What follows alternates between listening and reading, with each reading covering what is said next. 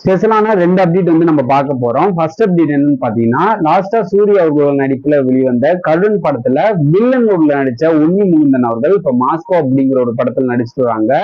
இந்த படம் சம்பந்தமா பல டீடைல்ஸ் வந்து இந்த வீடியோ நம்ம பார்க்க போறோம். ரெண்டாவது அப்டேட் என்னன்னு பாத்தீங்கன்னா, டைரக்டர் அட்லி மற்றும் அல்லு அர்ஜுன் இவங்க கூட்டணியில ஒரு மாஸ் மூவி வந்து உருவாகிறதா இருந்திருக்கு. பட் இப்போ திடீர்னு வந்து இந்த படம் வந்து கைவிடப்பட்டிருக்கு. அதுக்கு முக்கிய காரணம் என்ன அப்படிங்கறதையும் இந்த வீடியோல நம்ம தெளிவா பார்க்க போறோம். சோ வெயிட் பண்ணி பாருங்க. மாஸ்கோ படத்தை பத்தி நம்ம சொல்லணும்னா, இந்த படத்துல மலையாள முன்னணி நடிகர் உன்னி முகுந்தன் அவர்கள் வந்து ஹீரோவா நடிச்சிட்டு வராங்க.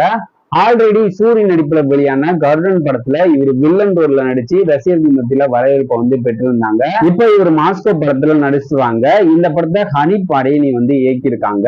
கேஜிஎஃப் மற்றும் சலார் படத்துல இசையமைச்ச பஸ்ரூத் அவர்கள் தான் இந்த படத்துக்கு இசையமைக்கிறாங்க.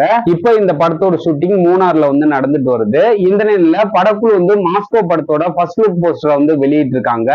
இந்த போஸ்டர்ல உன்னி முகுந்தன் அவர்கள் ரத்தம் தெரிக்கிற அளவுக்கு இந்த போஸ்டர்ல வந்து இடம்பெற்றிருக்காங்க. இந்த போஸ்டரே இந்த படம் மேல மிகப்பெரிய ஒரு எதிர்பார்ப்பை வந்து ஏற்படுத்தியிருக்கும். இன்னைக்கு வந்து ட்ரெண்ட் ஆயிட்டு வருது இந்த போஸ்டர். ரெண்டாவது அப்டேட் என்னன்னு பாத்தீங்கன்னா, நம்ம எல்லாத்துக்குமே தெரியும், டைரக்டர் அட்லி இயக்கத்துல லாஸ்டா வெளிவந்த ஜவான் படம் மிகப்பெரிய அளவுல வெற்றி பெற்றிருந்தது. கிட்டத்தட்ட 1200 கோடிக்கு மேல இந்த படம் வந்து வசூல் அடைஞ்சிருந்தது. ஜவான் படத்தோட வெற்றியை தொடர்ந்து அடுத்ததா டைரக்டர் அட்லி அவர்கள் அல்லு அர்ஜுனை வச்சு படத்தை டைரக்ட் பண்ணலாம் அப்படிங்கிற மாதிரி பிளான் பண்ணியிருந்தாங்க. அந்த வகையில தெலுங்கு தயாரிப்பு நிறுவனமான மைத்ரி மூவிஸ்ட வந்து பேச்சுவார்த்தை வந்து நடத்தப்பட்டிருந்தது. திடீர்னு இந்த படம் வந்து கைவிடப்பட்டது அப்படிங்கிற மாதிரி ஒரு தகவல் வெளியாயிருக்கு. அதுக்கு முக்கிய காரணமா சிலர் என்ன சொல்றாங்கன்னா, ஆந்திராவுல வந்து ஆட்சி மாற்றம் ஏற்பட்டுருச்சு, அதுதான் காரணம் அப்படிங்கிற மாதிரி சொல்றாங்க.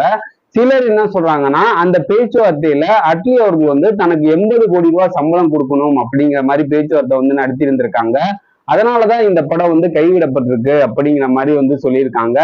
இன்னைக்கு சோசியல் மீடியால இந்த அப்டேட் வந்து பயங்கரமா வந்து ரன் ஆயிட்டு வருது.